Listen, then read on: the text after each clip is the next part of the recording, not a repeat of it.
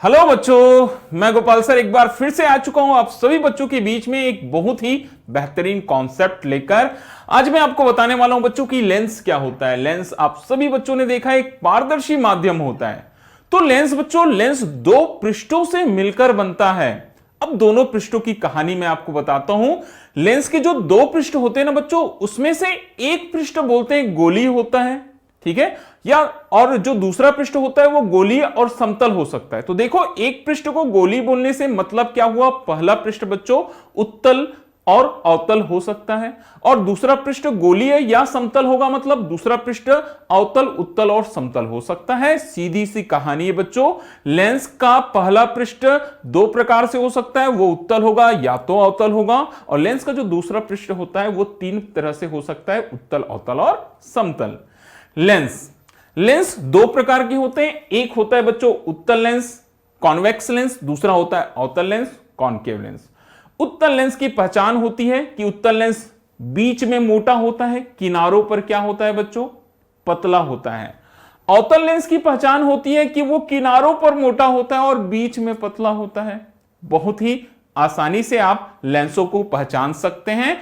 उत्तल लेंस बच्चों, तीन तरह के उत्तल लेंस होते हैं। पहला होता है बच्चों उभयोत्तल, डबल कॉन्वेक्स लेंस। ऐसा लेंस जिसके दोनों पृष्ठ उभरे हुए होते हैं वो डबल कॉन्वेक्स, दोनों तरफ से उत्तल, इसलिए डबल कॉन्वेक्स लेंस।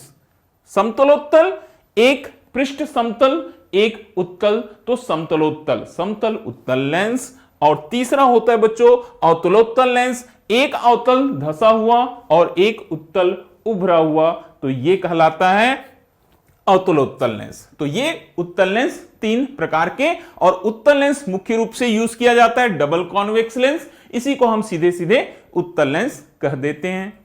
फिर बात करते हैं बच्चों अवतल लेंस की। तो अवतल लेंस के भी तीन प्रकार होते हैं। सबसे पहला होता है डबल कॉन्वेक्स लेंस, इसी को हम अवतल लेंस कहते हैं। दोनों इसके पृष्ठ धसे हुए या दबे हुए रहते हैं बच्चों, ये डबल कॉन्वेक्स लेंस कहलाता है।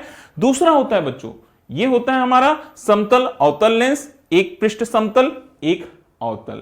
और तीसरा होता है बच्चों हमारा उत्तल अवतल, एक उत्तल एक अवतल। तो अवतल लेंस भी होते हैं बच्चों तीन तरह के। डायग्राम से आप बिल्कुल पहचान सकते हैं कि लेंस किस तरह से होते हैं।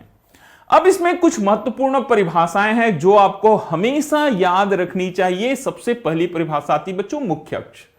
किसी भी लेंस के दोनों वक्रता केंद्रों को मिलाने वाली रेखा ही उसकी मुख्य अक्ष कहलाती है, चाहे आप उत्तल लेंस में देखें चाहे आप अवतल लेंस में देखो। C1 C2 वक्रता केंद्र है, इनको मिलाने वाली रेखा मुख्य अक्ष कहलाती है। प्रकाशिक केंद्र लेंस, ठीक है, लेंस के मुख्य अक्ष पर स्थित वह बिंदु जहां से गुजरने वाली प्रकाश किरण अपने मार्ग में सीधी चली जाती है वो प्रकाशिक केंद्र कहलाता है। दिखाई दे रही है रेखा एक ऐसे बिंदु से होकर गुजर रही बच्चों, मुख्य अक्ष पर स्थित इस प्रकार के बिंदु से होकर गुजर रही है कि बिल्कुल भी विचलित नहीं हो रही है, सीधे निकल गई, तो इस बिंदु को कहते हैं हम प्रकाशिक केंद्र। फिर आती बात मुख्य फोकस की, प्रिंसिपल फोकस की। तो मुख्य फोकस जो होते हैं बच्चों दो प्रकार के होते हैं। सबसे पहले मैं बताना चाहूंगा प्रथम मुख्य फोकस के बारे में कि प्रथम मुख्य फोकस क्या होता है। प्रथम मुख्य फोकस बच्चों किसी लेंस के मुख्य अक्ष पर स्थित वह बिंदु, अगर मैं उत्तल लेंस के लिए बात करूं तो किसी उत्तल लेंस के मुख्य अक्ष पर स्थित वह बिंदु जहां से निकलने वाली प्रकाश किरणें लेंस से अपवर्तन के पश्चात मुख्य अक्ष के समांतर चली जाती है, वो उत्तल लेंस का मुख्य फोकस कहलाता है। या अवतल लेंस की बात करें बच्चों तो मुख्य अक्ष के वह बिंदु जिसकी ओर आपतित किरणें, जिसकी ओर क्या बोलेंगे बच्चों, आपतित किरणें, ठीक है। एक मिनट, किरण प्रकाश की में जो सबसे ज्यादा महत्व होता है बच्चों वो होता है एरो का। एरो का निशान कभी भी नहीं भूलना है, ठीक है। देखिए ये सारी किरणें किधर जाती हुई दिखाई दे रही थी, F1 की ओर, मगर ये लेंस से अपवर्तन के पश्चात क्या हो गई, मुख्य अक्ष के समांतर चली गई, तो इसे हम प्रथम मुख्य फोकस कहते हैं, ठीक है। आप याद रखना विशेषतः उत्तल लेंस के लिए एक बिंदु होता है जहां से निकलने वाली किरणें बच्चों लेंस से अपवर्तन के पश्चात मुख्य अक्ष के समांतर चली जाती है, वो प्रथम मुख्य फोकस कहलाता है। द्वितीय मुख्य फोकस ठीक अपोजिट। अब लेंस के समांतर आपतित किरणें लेंस से अपवर्तन के पश्चात जिस बिंदु पर मिलती है उसे द्वितीय मुख्य फोकस कहते हैं।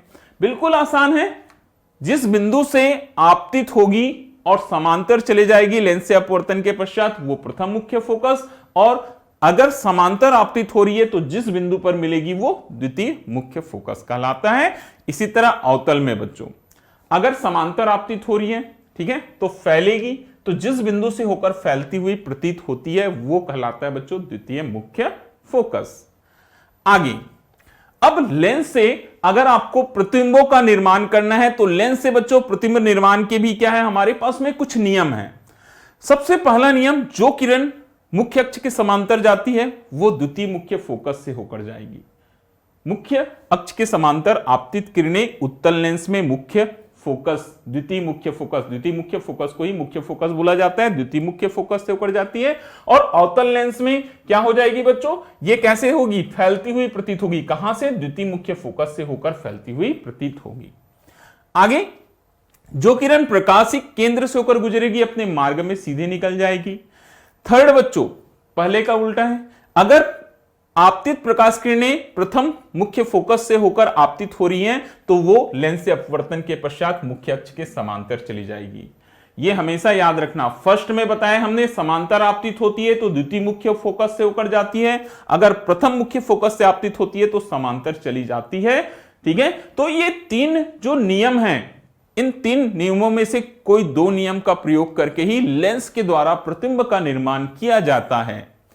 आगे बच्चों, उत्तल लेंस द्वारा प्रतिबिंब का बनना, स्थितियां देखते जाइए। सबसे पहली स्थिति है बच्चों, जब प्रतिबिंब कहां होता है, अनंत पर आने वाली जो आपतित प्रकाश किरणें वो मुख्य अक्ष के समांतर आती है। प्रतिबिंब कहां प्राप्त होता है, फोकस पर प्राप्त होता है, बहुत ही छोटा बिंदु आकार का, और वास्तविक और उल्टा बनता है। जब वस्तु अनंत और 2f के बीच में रहती है, f 2f, फोकस की दुगनी दूरी को 2f बोला गया है, तो जब बच्चों वस्तु जो रहती है 2f और अनंत के बीच में रहती है तो प्रतिबिंब जो होता है f और 2f के बीच प्राप्त होता है, वस्तु से छोटा, वास्तविक और उल्टा। बहुत ही महत्वपूर्ण होता है कि जब वस्तु 2f पर रहती ना तो प्रतिबिंब भी 2f पर बनता है बच्चों, ठीक वस्तु के आकार का बनता है, वास्तविक और उल्टा बनता है। फिर चौथी स्थिति में जब हमने 2f और f के बीच में लाते हैं तो वस्तु का प्रतिबिंब 2f और अनंत के बीच प्राप्त होता है, वस्तु से बहुत बड़ा प्राप्त होता है, वास्तविक और उल्टा प्राप्त होता है। मोस्ट इंपॉर्टेंट होता है पांचवी कंडीशन, जब प्रतिबिंब फोकस, वस्तु जब फोकस पर होती, बच्चों वस्तु कहां होती, फोकस पर होती है, तो प्रतिबिंब जो रहता है वो अनंत पर बनता है। ठीक है, यहां पर वस्तु कहां है बच्चों, वस्तु जो है वो फोकस पर है। जब वस्तु फोकस पर रहती है तो जो प्रतिबिंब बनता है बच्चों वो अनंत पर बनता है। पहले का उल्टा है, पहले में देखिए वस्तु अनंत पर थी, प्रतिबिंब फोकस पर बन रहा था, अब वस्तु फोकस पर है, प्रतिबिंब अनंत पर बन रहा है। छठवां, यह भी बहुत यूजफुल होता है, जब वस्तु बच्चों, ठीक है, फोकस और ऑप्टिकल सेंटर मतलब प्रकाशिक केंद्र के बीच में होता है। देखिए किरणें जा रही है इधर, मगर ये कहीं मिल रही, क्या नहीं मिल रही है, हमने इनको पीछे किया तो वस्तु की ओर ही वस्तु से बड़ा प्रतिबिंब प्राप्त हो रहा है, आभासी और सीधा। केवल एक कंडीशन होती बच्चों जब इस प्रकार का प्रतिबिंब प्राप्त होता है। ये 6 नियम आपको बिल्कुल याद रखने चाहिए ताकि आपके आगे के कॉन्सेप्ट बिल्कुल बहुत अच्छे से आपको समझ में आए।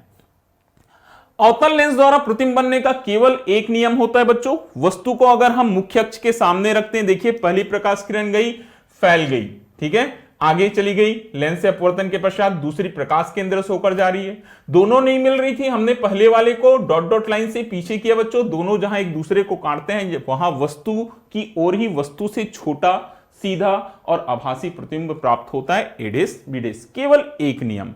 और आपको यहां पर याद रखनी चाहिए बच्चों चिन्हों की परिपाटी, कि चिन्हों की परिपाटी आपको हमेशा याद रखना चाहिए कि किस तरह से हम यहां चिन्हों की परिपाटी को बेटर तरीके से समझ सकते हैं। बिल्कुल मैं आपको सिंपली समझाऊं बच्चों, अगर वस्तु बाईं ओर है, ठीक है, लेफ्ट साइड में है तो निगेटिव साइन आता है, अगर वस्तु कैसे है बच्चों दाईं ओर है तो पॉजिटिव साइन आता है, अगर नीचे की ओर है तो निगेटिव बच्चों और ऊपर की ओर है तो पॉजिटिव साइन आता है। यह चीज आपको हमेशा याद रखनी चाहिए, ठीक है। तो इस तरह से आज हमने सीखा लेंस और उससे संबंधित बहुत ही छोटी छोटी और महत्वपूर्ण बातें। तो चलिए बच्चों फिर से मिलेंगे एक बार एक नए कॉन्सेप्ट के साथ। Okay, thank you.